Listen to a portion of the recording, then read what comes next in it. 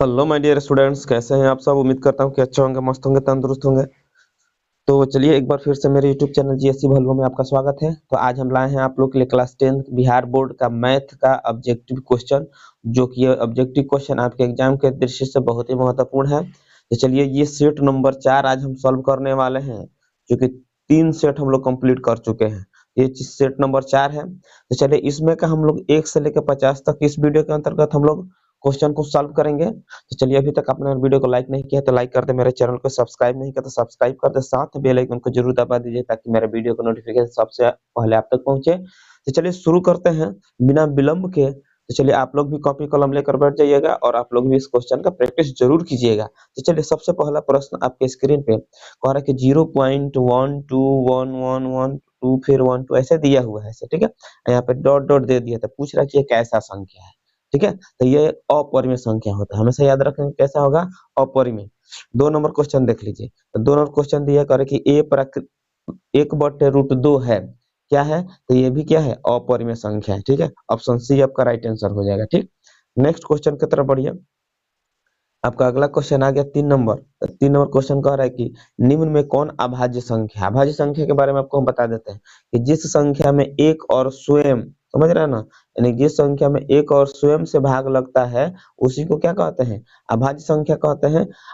एक से ज्यादा संख्या से, मतलब 2 से ज्यादा संख्या से जिसमें भाग लगे उसको भाज्य कहा है। जैसे कि मान लीजिए 2, 2 में किससे 1 से भाग लगता है और खुद 2 से भाग लग सकता है, ये कौन सा संख्या है, अभाज्य संख्या है। 3 देख लीजिए, इसमें 1 से भाग लग सकता है और 3 से भाग लग सकता है, तो ये क्या है, अभाज्य संख्या है, ठीक है। अगर 4 की बात कर दें तो 4 में 1 से लग रहा है, फिर 2 से लग रहा है, फिर किससे लग रहा है, 4 से लग रहा है, तो ये क्या हो जाएगा, अब ये भाज्य संख्या हो जाएगा, ठीक है। तो हमसे अभाज्य पूछा गया है, तो चलिए अब ये बात समझ में आ गया होगा, तो इसके आधार पर आप क्वेश्चन का आंसर जरूर दे सकते हैं।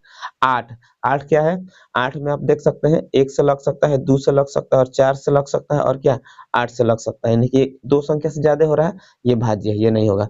हमको अभाज्य चुनना है, इसमें भी देख लीजिए 1 से लग सकता है, फिर 3 से लग सकता है, फिर 9 से लग सकता है, फिर ये भी 2 से ज्यादा हो गया।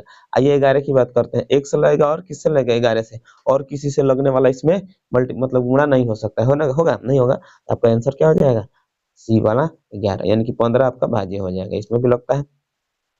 उसके बाद अगला क्वेश्चन देख लीजिए 4 नंबर, कह रहा है कि निम्नलिखित में कौन परमीय संख्या है। परमीय संख्या हमको चुनना है।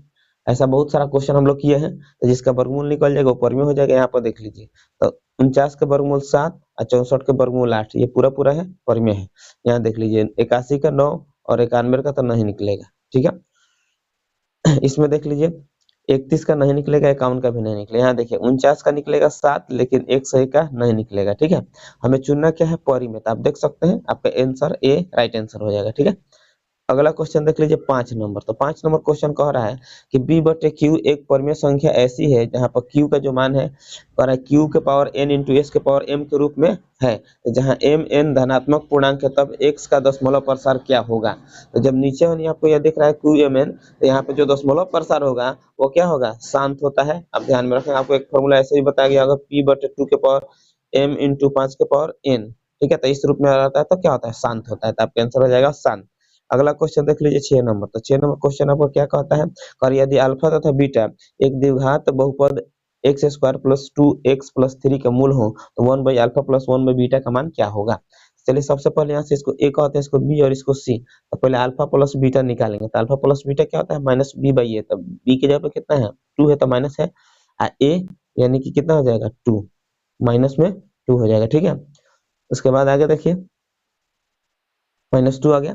अब अल्फा इंटू बीटा निकाल लेते हैं, क्या होता है c/a। तो c/a का मतलब हो गया 3/1, तो एक और 3, इसको c बोलते हैं ना। अब चलिए हमको निकालना क्या, यहाँ से देख लीजिए दोनों का एलसीएम निकालते हैं। तो दोनों का एलसीएम अल्फा इंटू बीटा होगा, एलसीएम अल्फा से भाग देंगे तो बीटा, तो बीटा यहाँ पे लिखें, बीटा से भाग देंगे तो अल्फा, कितना हो जाएगा अल्फा प्लस बीटा, अब भाई अल्फा इंटू बीटा, ठीक है। अल्फा प्लस बीटा का मान कितना है, -2 आया है, और अल्फा इंटू बीटा का मान कितना है 3, तो आपका आंसर हो जाएगा -2/3, यानी कि ऑप्शन बी आपका राइट आंसर हो जाएगा, ठीक है। चलिए नेक्स्ट क्वेश्चन देखते हैं 7 नंबर। 7 नंबर क्वेश्चन कह रहा है कि बहुपद 2 - x इंटू x-1 के शून्य का गुणनफल क्या होगा, शून्यकों का गुणनफल क्या होगा। चलिए पहले इसको सॉल्व कर लेते हैं। तो यहाँ पे हो जाएगा 2 के 2, ठीक है। x में x से गुणा करेंगे तो -x² होगा ना, और यहाँ माइनस माइनस क्या होता है प्लस, x में 1 से गुणा कर देंगे तो x। अब इसको हम ऐसे लिख सकते हैं कि एक्स स्क्वायर माइनस में, ठीक है, अब प्लस में कितना हो गया एक्स, ये प्लस में 2। हमको निकालना है शून्यकों का गुणनफल। तो शून्यकों का गुणनफल क्या होता है, alpha into beta equal to C by A होता है ना। अब यहाँ देखिए इसको ए कहते हैं, बी और सी इसमें रख लीजिए। तो सी का वैल्यू कितना दिख रहा है 2, और ए का वैल्यू यहाँ पर कितना है माइनस में 1। तो इसको हल करेंगे तो कितना आ जाएगा -2। तो -2 आपका जहां भी दिखाई दे वही आपका आंसर हो जाएगा, ठीक है। तो चलिए ऑप्शन ए आपका राइट आंसर है। नेक्स्ट क्वेश्चन देखते हैं 8 नंबर का, कि निम्नलिखित में कौन बहुपद नहीं है। हमको बहुपद नहीं पहचानना है। यहाँ पर पहले ही आपको देख के मालूम चल गया होगा, क्योंकि पावर माइनस में यानी कि बट्टा में दिख रहा है और माइनस में भी दिख रहा है। तो बहुपद को पहचानने का तरीका क्या होता है, जिसका पावर बट्टा में नहीं हो और उसका पावर माइनस में नहीं हो, रूट में नहीं हो, तो इसको हम क्या कहते हैं, बहुपद कहते हैं। आपका आंसर क्या हो जाएगा, ऑप्शन सी वाला राइट आंसर हो जाएगा। नेक्स्ट क्वेश्चन की तरफ बढ़िए। 9 नंबर, तो 9 नंबर क्वेश्चन आपका कह रहा है कि यदि युगपत समीकरण का निकाय का अनगिनत हल हो, कितना हल हो, अनगिनत हल हो, तो वह समीकरण निकाय कहलाता है। तो जिस समीकरण निकाय का अनगिनत हल हो उसको क्या कहते हैं, यानी उसका जो निकाय होगा वो आश्रित कहलाता है, यानी कि ऑप्शन डी आपका राइट आंसर हो जाएगा, ठीक है। चलिए आगे बढ़ते हैं। 10 नंबर क्वेश्चन कह रहा है कि समीकरण x plus 2y equal to 9 में x का मान 5 है तो y का मान क्या होगा। तो चलिए x के जगह पर क्या रखेंगे, 5 प्लस 2y, अब बराबर में कितना हो गया 9। तो 2y बराबर 9y प्लस में दिख रहा है, इधर आएगा तो माइनस में। अब देखते हैं यहाँ पे 2y बराबर, यहाँ से घटा लेते हैं तो 4 बचेगा, काट देते हैं, 2 दूनी के 4, तो y का मान कितना आ गया 2। तो y का मान भी आ जाएगा हमारा कितना 2। चलिए y का मान देख लेते हैं, 2 कहाँ पे दिया है, तो ऑप्शन ए आपका राइट आंसर हो जाएगा, ठीक। नेक्स्ट क्वेश्चन देखिए 11 नंबर। तो 11 नंबर क्वेश्चन आपका क्या कहता है, 11 नंबर क्वेश्चन हमारा कह रहा है कि द्विघात समीकरण एक्स स्क्वायर प्लस माइनस है x square minus 5x plus 8 के मूलों की प्रकृति होगी। तो मूलों की प्रकृति निकालना है तो डी निकालना पड़ेगा हमको। तो डी इक्वल टू क्या होता है, बी स्क्वायर माइनस 4ac। चलिए बी के जगह पर कितना दिख रहा है, माइनस में 5 है तो -5 का स्क्वायर और -4। ए के जगह पर कितना है, कुछ नहीं तो 1 है, और सी के जगह पर कितना है 8 है। इसका स्क्वायर करेंगे तो 50 25 और -8 चौके 32, ठीक है। अब यहाँ से क्या करते हैं, घटा लेते हैं, घटाएंगे तो माइनस में 7 बचेगा। ये जो मान आ रहा है वो डी इज लेस देन 0, यानी कि 0 से क्या हो रहा है, छोटा आ रहा है। तो जब इसका मान माइनस में आ जाएगा तो इसका मूल वास्तविक नहीं होगा। अगर प्लस में आता तो मूल वास्तविक है, 0 होता तो वो मूल वास्तविक होता है, लेकिन माइनस में आ जाएगा तो मूल वास्तविक नहीं होगा। अब देख लीजिए कहाँ पे दिया है, आपका ऑप्शन सी राइट आंसर हो जाएगा, ठीक है। उसके बाद देखिए 12 नंबर, यदि कह रहा है कि x square plus 4x plus के मूल वास्तविक हों तो मतलब के का मान कैसा होगा। तो मूल वास्तविक हो, तो मूल वास्तविक होने के लिए कंडीशन आपको मालूम है, डी इज ग्रेटर देन चाहे इक्वल टू 0 होता है ना। तो डी का मान मतलब क्या होगा, B square minus 4ac greater than equal to 0। यहाँ तक ठीक है। अब चलिए आगे बढ़ते हैं यहाँ से कि ए के जगह बी के जगह कितना है 4 है, तो लिखेंगे क्या 4 के स्क्वायर -4। ए का वैल्यू कितना दिया है 1 यानी 1, सी का वैल्यू है के इक्वल टू लेस देन 0। हो जाएगा 4 चौके 16, यहाँ पर 4 के ग्रेटर देन इक्वल टू कितना आ गया 0 आएगा ना। अब चलिए इसको माइनस में उधर भेज देते हैं तो कितना हो जाएगा प्लस में 4 के ग्रेटर देन इक्वल टू 0, मतलब कि कितना हो जाएगा यहाँ पे, चलिए 16 उसको उधर भेज देते हैं, ग्रेटर देन इक्वल टू कितना हो जाएगा, माइनस में तो उधर गया तो प्लस में 4 के, ठीक है, 4 चौके 16, ठीक।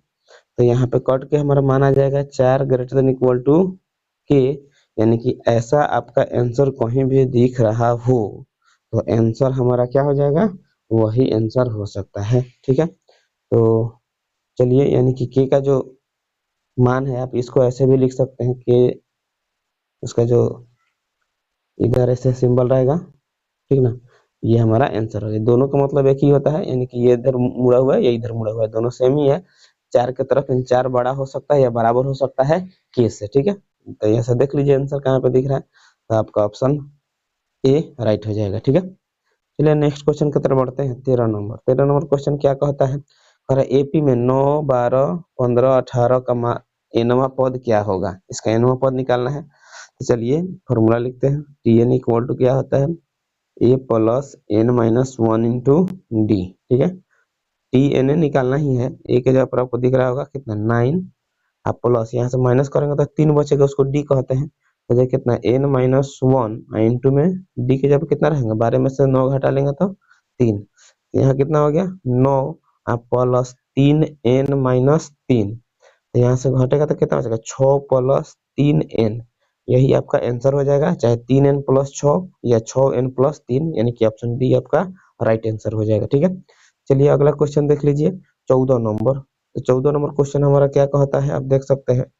यदि कि समांतर श्रेणी का nवां पद a n प्लस b है तो उसका पदांतर क्या होगा, यानी कि डी का मान निकालना है। तो चलिए पहले 1 2 निकालते हैं। t1 कितना हो जाएगा, a n की जगह 1 रखना है ना, अब प्लस में कितना हो गया b, तो हो जाए कितना a प्लस b। अब t2 निकालना है तो हो जाए कितना a इंटू में कितना हो जाएगा, यहाँ 1 था, यहाँ पर 2 अब प्लस में b, हो जाए कितना 2a प्लस b। ठीक है, अब डी निकाल लेते हैं। तो डी बराबर क्या होता है t2 माइनस t1, तो t2 कितना दिया है 2a प्लस में b, अब माइनस हो जाएगा यहाँ पे कितना a, अब माइनस a भी होगा ना, माइनस प्लस b, तो इससे इसको हम काट सकते हैं, इसमें से घटाएंगे तो कितना बचेगा a, तो हमारा जो पदांतर है वो कितना निकल गया a। तो देख लीजिए कहाँ पे दिया है, तो आपका ऑप्शन सी राइट आंसर हो जाएगा। चलिए आगे बढ़ते हैं अगला क्वेश्चन की तरफ। चलिए क्वेश्चन नंबर 15 देखते हैं। तो 15वां क्वेश्चन करेंगे, एक समांतर श्रेणी में l बराबर 28, s बराबर 144, कुल पदों की संख्या n बराबर, यानी कितना दिया 9, तो a का मान ज्ञात करना है। ठीक है, तो चलिए इसके लिए एक फॉर्मूला आपको मालूम होना चाहिए कि एस एन बराबर का हम होता क्या है, n/2 इंटू ए प्लस एल, एक ऐसा फॉर्मूला होता है, इसी पे इसके मान निकालेंगे। एस एन मतलब एस यानी योगफल दिया है 144, ठीक है, बराबर n के जगह पर कितना है 9, तो हो जाएगा 9/2 इंटू ए हमें निकालना है, तो ए एल का मान कितना दिया है 28। ठीक है, अब चलिए इसको क्रॉस मल्टीप्लिकेशन कर लेते हैं। तो 144 में 2 से गुणा करेंगे तो 288 आपका आ जाएगा। 9 में ए से गुणा कर लेते हैं तो 9a, और 9 में फिर 28 से गुणा करेंगे तो 8 9 कितना हो गया 72, बचेगा 7, 8 दूनी के 16, 7 कितना होता है 25, यानी कि 252, तो हो जाए कितना 288 माइनस प्लस में इधर ला देते हैं तो 252 हो जाएगा ना। अब बराबर में कितना बचेगा 9a, अब यहाँ पर घटा लेते हैं तो हो जाए कितना 8 में से 2 घटेगा तो 6, 8 में से 5 गया तो 3, 36 बराबर बचा कितना 9a, और 9 चौके 36, तो a का जो मान आ गया कितना आ गया 4 आ गया। ठीक है, देख लीजिए कहाँ पे ऐसा दिया हुआ है ऑप्शन में, तो जो भी आपका ऑप्शन में होगा वही आपका राइट आंसर है, यानी ऑप्शन बी हमारा सही जवाब है। चलिए आगे बढ़ते हैं अगला प्रश्न की तरफ। अगला प्रश्न आपका 16 नंबर क्या कहता है, देख लीजिए। कह रहा है कि किसी त्रिभुज में 2 कोणों का योग तीसरे कोण के बराबर है, यानी कि 2 कोणों का योग, देखिए ध्यान से, तीसरे कोण के योग के बराबर है। 2 कोणों का अंतर 30 डिग्री हो तो कोण का मान क्या होगा। 2 त्रिभुज में 2 कोणों का योग तीसरे कोण के बराबर है। यदि 2 कोणों का अंतर 30 है तो उसका तीसरा मतलब, तो त्रिभुज के कोण हमें ज्ञात करना है। ध्यान से देखिए, अगर आप चाहे तो ऑप्शन के हिसाब से भी अब चल सकते हैं, ठीक ना। अगर बात करते हैं इन दोनों की, तो इन दोनों का योगफल कितना है 90 है, बात समझ में आ रहा है ना, ध्यान से। और अंतर की बात की जाए, अंतर भी देखना है हमको। अगर अंतर कह रहा है 30 है तो इन दोनों में से अंतर भी देखेंगे तो हमको क्या दिख रहा है 30 दिख रहा है। ठीक है, ऑब्जेक्टिव क्वेश्चन है, समय ज्यादा लेंगे तो आपका नुकसान होगा। ठीक, इन दोनों का योग देखिए कितना है 90 है, लेकिन अंतर 30 नहीं मिल रहा, बात खत्म। ये सब योग कितना है इसके बराबर नहीं है, तो अलग है, 1 नंबर में खत्म करेंगे इसको। इन दोनों को जोड़ के देख लीजिए तो इसके जोड़ से अधिक है, तो आप समझ चुके होंगे आपका आंसर क्या हो जाएगा, option A is the perfect answer. Next question चलिए 17 नंबर क्वेश्चन देखिए क्या कहता है। 17 नंबर भी क्वेश्चन समझ लेना है। त्रिभुज एबीसी में AC बराबर BC है, समद्विबाहु त्रिभुज है, और AB का स्क्वायर बराबर दिया है कितना 2AC स्क्वायर, तो कोण C का मान क्या होगा। ध्यान से समझिए, मान लीजिए त्रिभुज समद्विबाहु है, लेकिन ऐसा समद्विबाहु है, यहाँ पे समझ रहे हैं ना, ये देखिए ध्यान से, ये A है और ये क्या है B, और ये है C, यानी कि ये भुजा इस भुजा के बराबर है, इसलिए दिया हुआ है, यहाँ पे आप देख सकते हैं।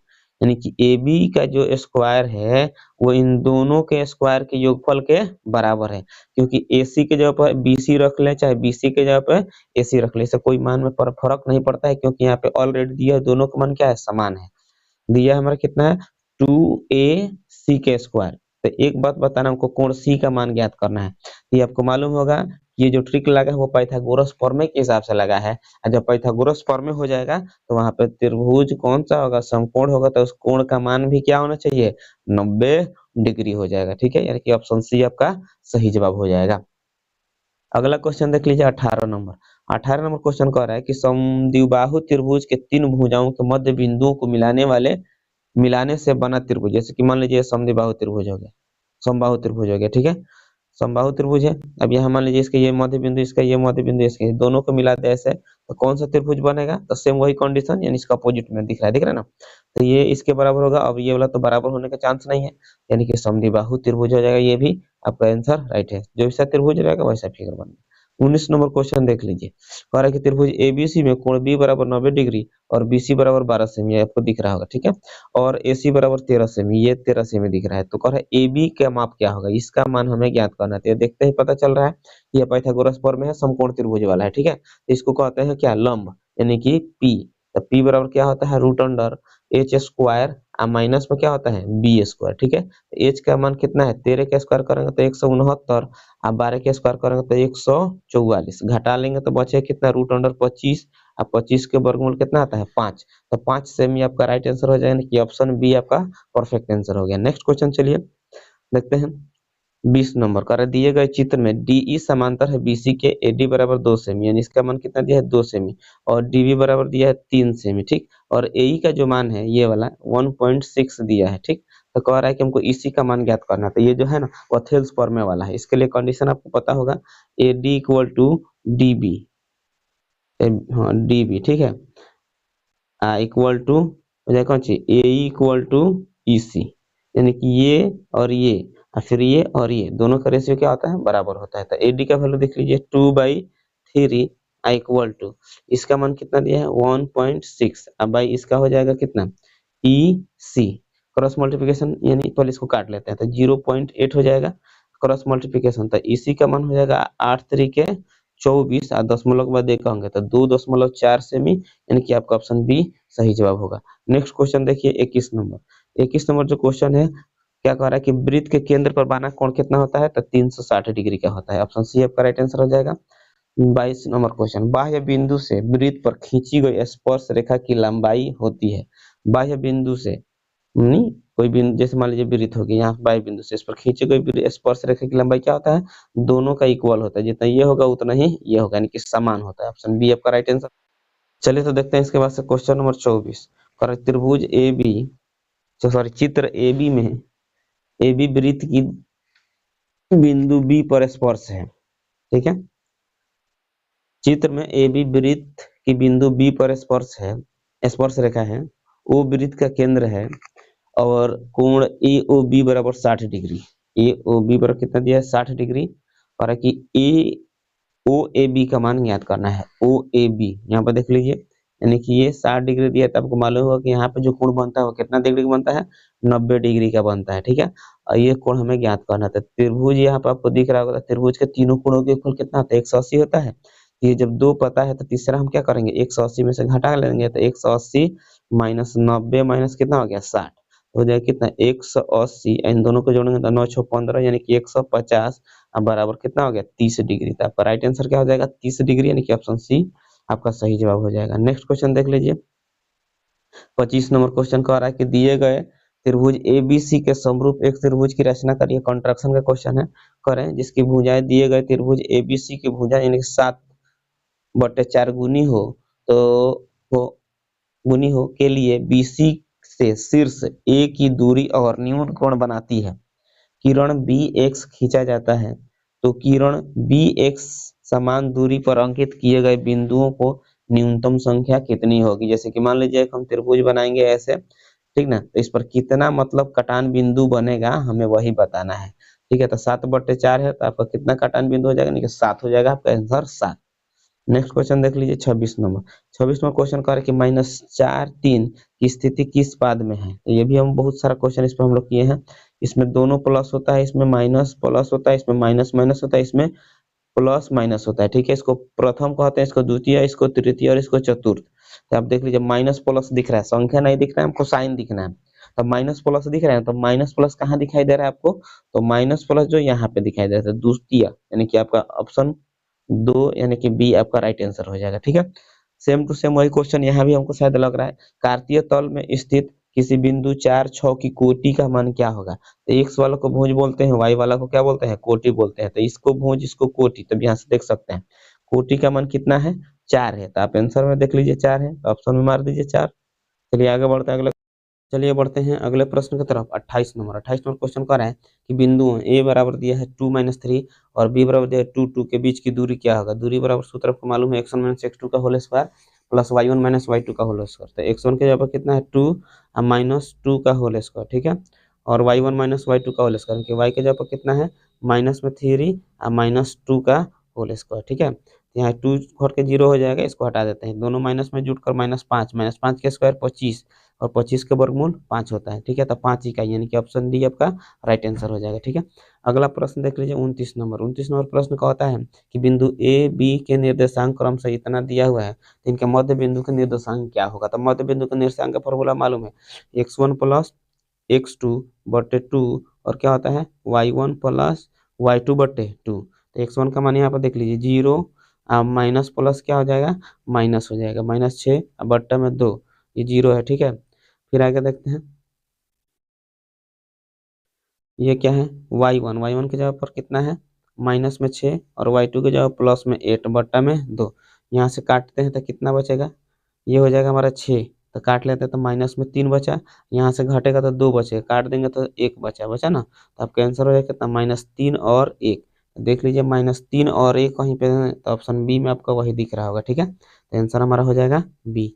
नेक्स्ट क्वेश्चन देख लीजिए 30 नंबर क्वेश्चन कह रहा है कि यदि बिंदु 4 0 और x 0 के बीच की दूरी 5 मात्रक हो तो x का मान क्या होगा। तो दूरी बराबर आप लोग पढ़े होंगे कि क्या होता है √x1 - x2 का whole square plus y1 - y2 का होल स्क्वायर, वही फॉर्मूला लगाना है। तो चलिए दूरी हमारा ऑलरेडी दिया हुआ कितना 5, तो यहाँ पर 5 रख लेते हैं दूरी बराबर। ठीक है, और उसके बाद √x1 - x2 का होल स्क्वायर यानी कि 4 - 0 का होल स्क्वायर। ठीक है, अब प्लस y1 यानी 0 - x का होल स्क्वायर, यहाँ तक ठीक है। यहाँ देखिए 5 बराबर, यहाँ से 4 में से 0 घटाएंगे तो कितना हो गया 4, स्क्वायर करेंगे तो 16, यहाँ पर 0 में से x घटा लेंगे तो x स्क्वायर कितना होता है, x स्क्वायर। रूट के लिए हम क्या करते हैं, वर्ग करते हैं। ठीक ना, तो जब दोनों तरफ वर्ग कर लेते हैं तो यहाँ पर वर्ग कर देते हैं और यहाँ पर भी वर्ग कर देते हैं, तो रूट क्या हो जाएगा, हट जाता है। 5 का स्क्वायर कितना हो गया 25, बराबर हो गया 16 + x स्क्वायर। ठीक, तो 25 माइनस कितना हो जाएगा 16 बराबर में हो जाएगा x स्क्वायर। ठीक, अब यहाँ देखिए घटेगा तो कितना 9 x स्क्वायर, स्क्वायर हटता है तो रूट यानी कि x, इसका वर्गमूल निकलेगा +-3। तो आप देख सकते हैं आपका आंसर कहाँ पे दिया है, जो भी दिया हो उसी के हिसाब से चल लेना है, माइनस वाला भी हो जाएगा प्लस वाला भी हो जाएगा, तो आपका ऑप्शन हो जाएगा बी, यानी कि 3 आपका राइट आंसर हो जाएगा। ठीक, 31 नंबर क्वेश्चन करके 10π/2 यानी कि 10π/2 का मान हमें ज्ञात करना है। तो 10π/2 का मान, यानी पाई का मतलब क्या होता है सबसे पहले आप लोग जान लीजिए। तो पाई का मान होता है 180 के बराबर होता है, समझ रहे हैं ना। पाई का मान कितना होता है 180 के बराबर होता है। तो आप देख लीजिए 180/2 मतलब कितना हो गया 90। तो 10 90 का जो मान होता है वो कितना होता है, तो 10 90 का मान अपरिभाषित यानी कि इन्फिनिटी होता है। ऑप्शन डी आपका राइट आंसर हो जाएगा। ठीक है, अगला प्रश्न देख लीजिए 32 नंबर, वही पाई वाला है। तो पाई का मान आपको हम बता दिए हैं कि 180 होता है, तो π/4 दिया है, यानी कि 180/4 करेंगे तो कितना आ जाएगा 45। ठीक है, तो यानी 45 का मान देखना है। तो साइन 45 और कॉस 45 का मान क्या होगा, तो यहाँ पर देख लीजिए दोनों का मान सेम ही होता है। तो 1/√2 -1/√2 31 मारेंगे, क्या आएगा 0 आंसर आएगा, यानी कि ऑप्शन बी आपका राइट आंसर हो जाएगा। नेक्स्ट क्वेश्चन देखिए 33 नंबर जो क्वेश्चन कह रहा है कि 9 सेक, ऐसा क्वेश्चन हम लोग बहुत कर चुके हैं, तो इसमें से क्या करेंगे 9 कॉमन कर लेते हैं। ठीक ना, तो sec square theta plus 10 square sorry minus 10 square theta. तो 9 I sec square theta minus 10 square theta का वैल्यू क्या होता है 1 होता है, मल्टीप्लाई करेंगे तो 9 आंसर आ जाएगा, यानी कि आपका ऑप्शन बी राइट आंसर हो जाएगा। ठीक है, वीडियो अच्छा लगा हो तो लाइक जरूर करते रहिएगा। अगला क्वेश्चन देखिए, आप कमेंट बॉक्स में आंसर बताते चलिएगा। 34 नंबर कह रहा है कि सेक ए बराबर 5/3 हो तो टेन ए का मान क्या होगा। तो सेक ए का फॉर्मूला आपको मालूम है क्या होता है, h/b।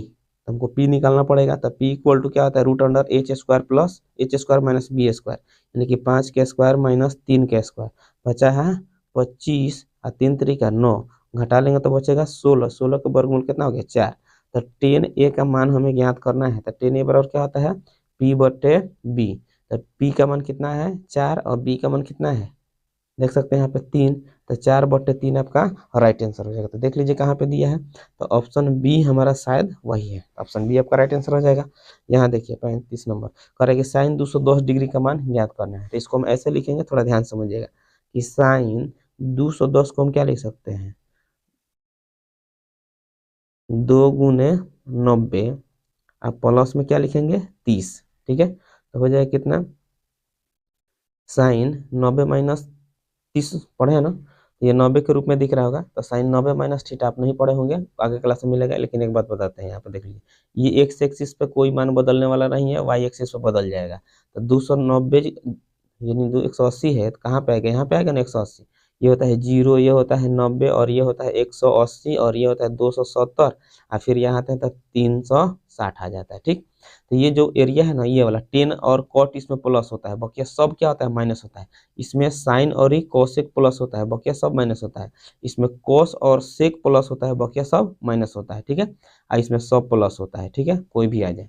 तो यहाँ पर देखिए मान जो आ रहा है ना, तो 180 प्लस में आ रहा है, यानी कि 9 दूनी के 18, 180 प्लस 30, यानी कि इसका मान हो जाएगा कितना, साइन 30 आएगा माइनस में, ठीक है। साइन 90 माइनस थीटा क्या होता है, कोस थीटा होता है। तो साइन 180 माइनस 180 प्लस थीटा क्या होगा, साइन थीटा में होता है। देखिए इस पर आ रहा है, ध्यान रखेंगे कि एक्स एक्सिस पर नहीं बदलेगा, वाई एक्सिस पर बदल जाएगा।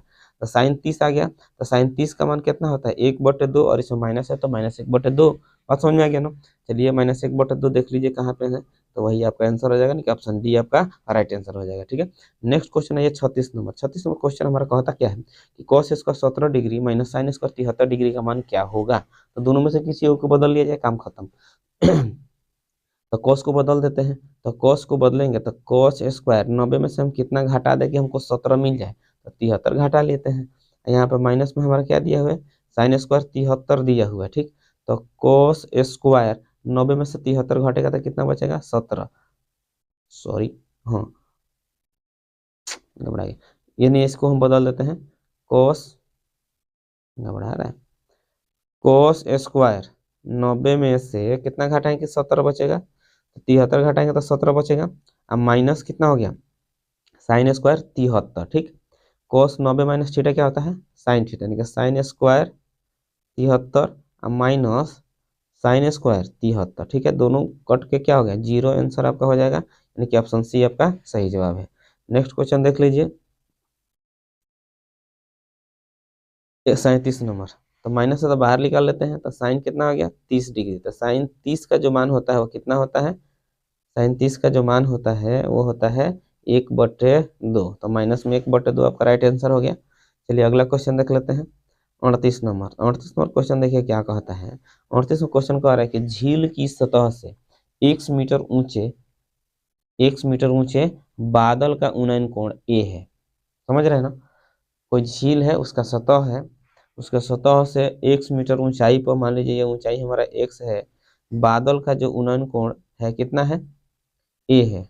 मान लीजिए सतह है, यहाँ पर बादल ऊपर है, उसका उन्नयन कोण कितना है ए, ठीक है। तथा झील में इसके प्रतिबिंब का अवनमन कोण, यानी इसका प्रतिबिंब का अवनमन कोण, यहाँ पर देखिए प्रतिबिंब का अवनमन कोण 45 डिग्री है, ठीक है, समझ रहा है ना। तो जब ये 45 है तो ये भी 45 होगा, ठीक। और जब ये 45 है तो ये भी 45 होगा, होगा ना, क्योंकि ये ऐसे होगा तो मान लीजिए कि ये 45 तो ये भी 45 हो जाएगा, ठीक है, बीच में से काटे हैं। आगे चलते हैं, बादल की ऊंचाई क्या होगी, बादल की ऊंचाई क्या होगी। तो यहाँ पर देख लीजिए ऊंचाई हम h मान लेते हैं बादल की। तो इस त्रिभुज में लेके चलते हैं, जब ये x है तो ये भी x होगा ना यहाँ तक, ठीक। अब यहाँ तक x होगा, तो चलिए आगे बढ़ते हैं, इसको h मान लेते हैं। अगर इसकी बात करें तो इसको y मान लेते हैं, इसका मान निकालना पड़ेगा क्योंकि दोनों में हमें इसका यूज करना ही है। तो हो जाएगा 10 बराबर p की जगह कितना है x है, b की जगह पे y है। 45 का मान 1 होता है तो बराबर हो जाएगा कितना x बट्टे y, यानी यहाँ हो जाए कितना x बराबर y। अब x की जगह पे y रखें या y की जगह पे x रखें, सेम होगा। चलिए अब यहाँ से चलते हैं इसमें, ठीक है, इसको x मान ले चुके हैं हम पहले ही। इस त्रिभुज में बड़ा वाला यहाँ पर दिख रहा है ना, तो यहाँ पे भी वही चलेगा कि 10 45 बराबर कितना हो जाएगा p मतलब h और b मतलब x। 45 का मान 1 बराबर कितना हो जाएगा x सॉरी, यहाँ हो गया हमारा h बाई x, ठीक है, थोड़ा सा ध्यान दीजिएगा। अब यहाँ पे हमारा हो जाए कितना x बराबर h, यहाँ भी आ गया। तो ऊंचाई जो हम यहाँ से माने थे ऐसे, तो ये x था और क्या था h था। यहाँ पर दोनों का मान क्या है समान है। अगर x के जब हमारा ये पूरा ऊंचाई निकालना पड़ेगा ना, तो x प्लस x लिख सकते हैं और नहीं तो h प्लस h लिख सकते हैं, यानी कि 2h हो जाएगा नहीं तो 2x हो जाएगा। तो ऐसा में से कोई भी आंसर आ जाए वही हमारा आंसर परफेक्ट होगा, ठीक है। तो चलिए देख लेते हैं, यानी कि ऑप्शन ए आपका सही जवाब है, ठीक है। चलिए उम्मीद है कि आपको समझ में आ चुका होगा। आगे बढ़ते हैं अगला क्वेश्चन की तरफ। चलिए क्वेश्चन नंबर 39 देखते हैं। और यदि सूरज की किरण का झुकाव 45 डिग्री से 60 डिग्री बढ़ता है तो एक मीनार की छाया 50 मीटर घट जाती है, तो मीनार की ऊंचाई मीटर में है। सबसे पहले ये फिगर देखते हैं,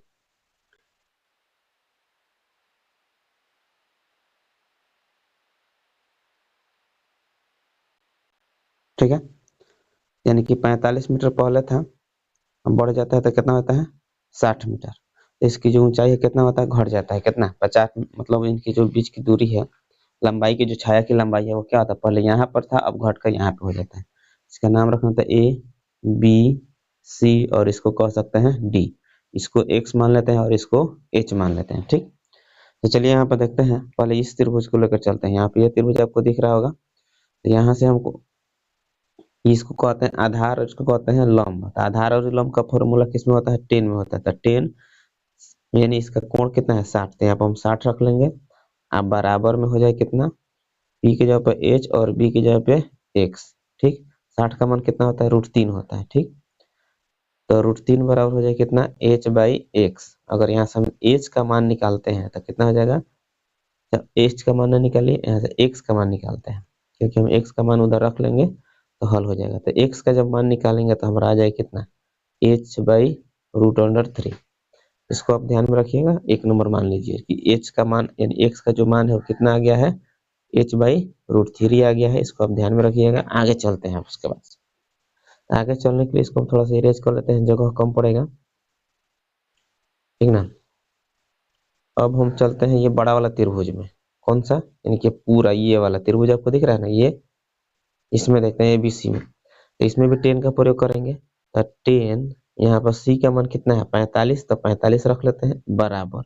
ये देखिए पी का मान एच है एच, अब बी ये टोटल हो जाएगा यानी कि एक्स प्लस 50। यहाँ पे क्या रखेंगे एक्स प्लस 50, ठीक है। और 10 45 का मान कितना होता है 1 इक्वल टू एच। इसके पहले हम मान निकाले थे एक्स का, आपको पता होगा कितना था एच बाई √3 आ प्लस में कितना हो गया 50, क्रॉस मल्टीप्लिकेशन कर लेते हैं। तो एच बराबर हो जाए कितना एच बाई √3 आ प्लस में 50। यहाँ तक आपको ध्यान में रखना पड़ेगा, यानी कि एच बराबर कितना आ गया एच बाई √3 प्लस 50, ठीक है। अब आगे बढ़ते हैं, थोड़ा सा ध्यान रखिएगा, यानी कि क्या आया था हमारा एच बराबर एच बाई √3 प्लस 50, ये ना आया था। अब इसका एलसीएम लेकर हल करते हैं, तो इसका एलसीएम निकालेंगे तो एच बराबर हो जाएगा कितना, इसका एलसीएम आ जाएगा √3, यहाँ पे कितना हो जाएगा एच प्लस 50 √3, ठीक है। क्रॉस मल्टीप्लिकेशन कर लेते हैं तो आएगा हमारा कितना √3h बराबर h प्लस 50 √3 आएगा ना। इसको इधर ला देते हैं तो √3h माइनस में h हो जाएगा बराबर कितना हो गया 50 √3। अगर चाहे तो यहाँ से हम h कॉमन कर सकते हैं तो बचेगा √3 माइनस में 1 इक्वल टू में 50√3, ठीक है। अब हमारे पास आएगा कितना, एज इक्वल टू 50√3 इंटू में ये है ये वाला, तो इधर आएगा तो बट्टा में हो जाएगा ना, तो बट्टा में कितना हो जाएगा हमारा, हो जाएगा √3 -1, ठीक है। अगर इतना छोड़ना है तो इतना भी छोड़ सकते हैं, लेकिन ऐसा ऑप्शन में कुछ दिया नहीं है तो इसलिए हमको आगे बढ़ना पड़ेगा। तो हरों का परिमीकरण का नाम सुने होंगे आप लोग, हरों का परिमीकरण करना है, माइनस है तो प्लस, और सेम वही अंक रखा जाता है, ठीक। चलिए इसको गुणा करते हैं तो कितना हो जाएगा, 50√3 में 3 से करेंगे 3, 50 कितना हो जाएगा 150, आप प्लस है तो प्लस कितना हो जाएगा, यहाँ पे 1 से गुणा करेंगे तो 50√3, अब बट्टा में √3 का स्क्वायर यानी ए स्क्वायर माइनस बी स्क्वायर पे चलेगा, तो √3 का स्क्वायर 3 माइनस 1 का स्क्वायर 1। अगर हम यहाँ से चाहें तो 50 कॉमन कर सकते हैं, तो 50 जब कॉमन करेंगे तो यहाँ पे कितना बचेगा, 50 तिहाई और यहाँ पर √3, ठीक। अब बट्टा में कितना बचेगा, यहाँ से घटा लेंगे तो 2, इससे काट देते हैं, कितना बचेगा 25, ठीक है। तो हमारे पास आएगा कितना, 25 इंटू 3 प्लस √3, देख लीजिए क्या आएगा, 25 इंटू 3 प्लस √3, और यही हमारा आंसर हो जाएगा, यानी कि आपका option D is the right answer. Next question देख लीजिए 40 नंबर। 40 नंबर क्वेश्चन क्या कहता है, कह रहा है कि सूर्य का उन्नयन कोण जब किसी सीधे खड़े खंभों की छाया और उसकी ऊंचाई बराबर हो तो मतलब उसका मान क्या होगा। तो जैसे देख लीजिए, मान लेते हैं ये खंभा है और इसका जो परछाई है स्तंभ, उसका छाया, तो जितना ये है उतना ही क्या है, ये है, तो हमें मतलब इसका उन्नयन कोण बताना है, तो 10 का प्रयोग कर सकते हैं ना। तो 10 मान लीजिए यहाँ पे थीटा लेट कर लेते हैं, तो हो जाए कितना x/x, यानी कि p/b, इसका वैल्यू 1 हो जाएगा, तो 10 थीटा यानी कि 10 45 का मान कितना होता है, 1 होता है ना, तो थीटा से थीटा का 10 से 10 कटेगा, तो थीटा का मान कितना आ गया 45 डिग्री, यानी आपका ऑप्शन बी राइट आंसर हो जाएगा, ठीक है। चलिए नेक्स्ट क्वेश्चन की तरफ बढ़ते हैं। 41 नंबर। 41 नंबर क्वेश्चन का करेंगे, यदि किसी वृत्त की त्रिज्या 3 गुनी कर दी जाए तो नए और पुराने वृत्तों के परिधियों का अनुपात क्या होगा। इस क्वेश्चन को हम हवा की तरह बनवा सकते हैं आपसे, ठीक है, बस थोड़ा सा ध्यान रखना है। जैसे फॉर्मूला पहले लिखते हैं, परिधि के बाद हो रहा है 2πr, इसमें स्क्वायर वगैरह कुछ नहीं किया गया है, ठीक। तो जितना कहेगा उतना गुना हो जाएगा। जैसे कि मान लो कह दे कि यदि किसी वृत्त की त्रिज्या 2 गुनी कर दी तो उसको परिधि का अनुपात क्या होगा, तो 1:2 हो जाएगा, ठीक है। कह दे यदि किसी वृत्त की परिधि त्रिज्या 4 गुनी कर दी तो उसका परिधि क्या होगा, तो 1:4 हो जाएगा, ध्यान से समझ लेना है, ठीक है। अगर 3 गुनी कह दिया तो 1:3 हो जाएगा, 5 गुनी कह दिया जाएगा तो 1:5 हो जाएगा। कब, जब परिधि की बात होगी तब।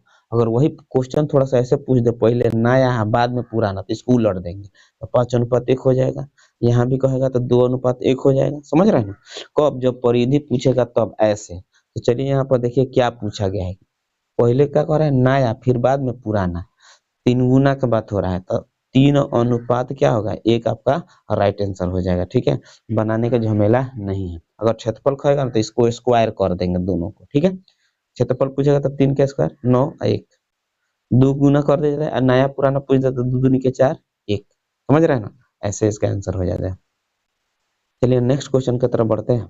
42 नंबर। तो 42 नंबर क्वेश्चन क्या कहता है, अरे एक वृत्त का क्षेत्रफल 25 पाई वर्ग सेमी है तो इसकी परिधि क्या हो गया। तो क्षेत्रफल दिया है तो क्षेत्रफल होता है 2πr बराबर कितना दिया है 25 पाई, ठीक है। अब सॉरी मिस्टेक हो रहा है यहाँ पे, उसका जो क्षेत्रफल होता है क्या होता है πr² होता है, πr² बराबर कितना दिया 25 पाई, तो पाई से पाई जाई, R equal to root under कितना हो जाएगा 25, 25 के वर्गमूल 5, आर 5 निकल गया, इसका परिधि निकालना था 2πr होता है परिधि, तो 2 के 2 पाई के जगह पाई रखना है, आर के जगह कितना 5, 5 दूनी के 10 पाई सेमी आपका आंसर हो जाएगा, ठीक है। तो देख लीजिए आपका ऑप्शन सी राइट आंसर है। नेक्स्ट क्वेश्चन देखिए 43 नंबर। 43 नंबर क्वेश्चन कर, यदि त्रिज्या आर की वृत्त सॉरी यदि आर वृत्त की त्रिज्या हो तो वृत्त का क्षेत्रफल क्या होगा, वही बताएं। वृत्त का क्षेत्रफल क्या होता है πr² होता है, ऑप्शन सी सॉरी डी आपका राइट आंसर हो जाएगा।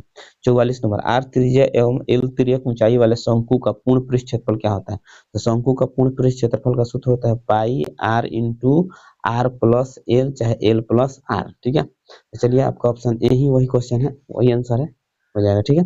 आगे बढ़ते हैं 45 नंबर। 45 में कह रहा है कि एक घन में कोरों की संख्या क्या होती है। कोर समझते हैं ना, किनारा, तो एक घन में कितने किनारे होते हैं, तो चलिए बताते हैं। जैसे कि मान लीजिए कि अगर सतह पूछेगा तो सतह 6 होता है, शीर्ष पूछेगा 8 होता है, किनारा पूछेगा 12 होता है। ये आपको ध्यान में रखना होगा। जो भी पूछे आप आंसर, तो हमसे किनारा यानी कोर पूछा गया तो क्या हो जाएगा, 12 आपका राइट आंसर हो जाएगा। शीर्ष पूछेगा तो 8 और सतह पूछेगा तो 6। ठीक है, चलिए उसके बाद आगे बढ़ते हैं। क्वेश्चन नंबर 46 कह रहा है कि माध्य का 3 गुना और माध्य के 2 गुना का अंतर कहलाता है बहुलक। ठीक है, क्या कहलाता है, बहुलक कहलाता है। ठीक है, 47 नंबर कह रहा है कि 2 3 0 3 2 का बहुलक क्या होगा। इसमें देख लीजिए सबसे अधिक बार आने वाला कौन सा संख्या है, 2 भी 2 बार आया है और 3 भी 2 बार आया है। ठीक है, अब यहाँ पे कंफ्यूजन थोड़ा सा आ रहा है, इसका आंसर क्या होगा, समझ रहे हैं ना। तो यहाँ पर क्या करेंगे, देख चलिए देखते हैं। 47 नंबर क्वेश्चन कह रहा है कि 2 3 0 2 2 का बहुलक क्या होता है। बहुलक बराबर आपको मालूम है, जिसकी संख्या अधिक हो उसको बहुलक कहते हैं। ठीक है, तो यहाँ पर देख लीजिए 2 2 2 बार है और 3 3 ये भी क्या है 2 बार है, यानी कि दोनों हो जाएगा। ठीक है, आप देख सकते हैं आंसर में 2 या 3 दोनों में से आप किसी को भी मार सकते हैं। ठीक है, चलिए आगे बढ़ते हैं। तो चलिए आपका अगला क्वेश्चन 48 नंबर है, कह रहा है 4 मान 3 4 8 7 14 16 के माध्य विचलनों का योग क्या होगा। माध्य विचलन का योग क्या होगा, तो सबसे पहले इसका माध्य निकाल लीजिए। मान लेते हैं इसको माध्य x मान लेते हैं। ठीक ना, तो ये कितना 3 plus 4 plus 8 plus 7 plus 14 plus कितना हो गया 16। अब भट्टा में कितना हो जाएगा, यहाँ पर देख लीजिए 1 2 3 4 5 6, भट्टा में 6 हो जाएगा। सबको जोड़ लेते हैं, कितना होगा 30 7 37, 37 8 कितना होता है 45, 45 4 45 4 हो गया आपका कितना 49 और 3 52, तो 52/6 आएगा। ठीक है, अब इसको काट दिया जाए तो कितना हो जाएगा, गलती हो रहा है।